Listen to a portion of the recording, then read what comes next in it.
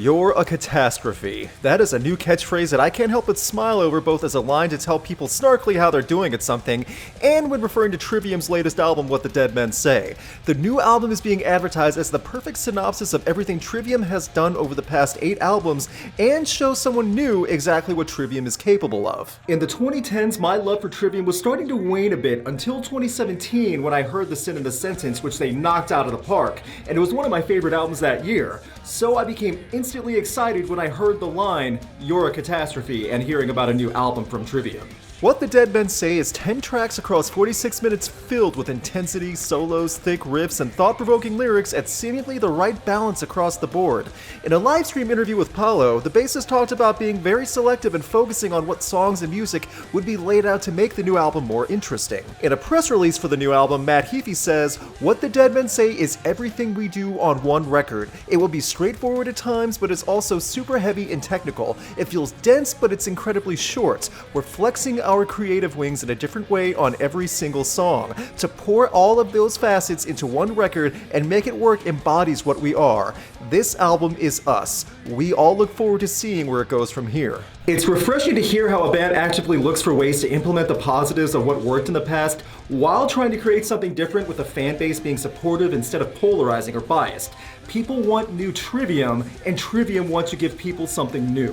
After a killer 2-minute instrumental intro track 9 comes the title track. The rhythm section comes in heavy, and it's thunderous. Matt's vocal growl and singing are both excellent, and it's a song like this that makes me happy he went through vocal training after losing his voice. It shows in his material, and he sounds as good as ever. The title track is great. We then go to the album's first single, Catastrophist. This is 6.5 minutes of one of my new favorite Trivium songs.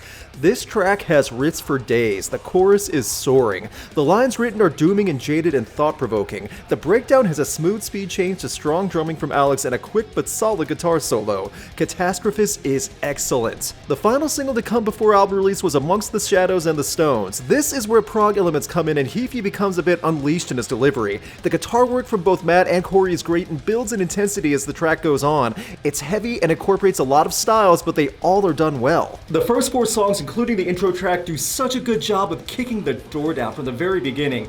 It's everything you want from a new album by a band who is capable of delivering. When I heard these songs in succession, it was a reassurance of knowing, yeah, this is gonna be good. Bleed Into Me opens with some thick bass from Paulo, while Heafy gives a paced but strong performance. The bass really carries the track, and the chorus has a decent hook.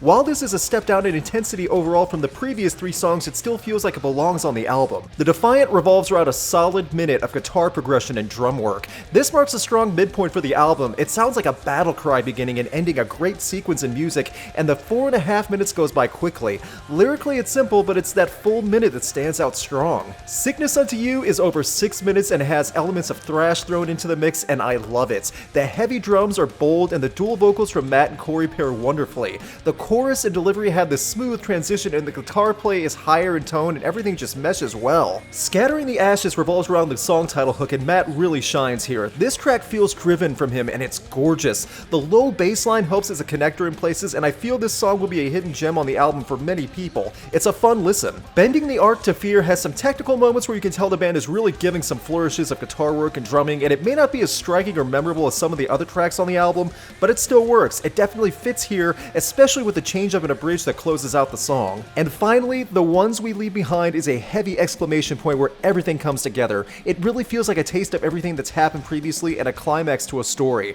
The riffs and guitar work rock, and I love when a band can end a great album on a great note.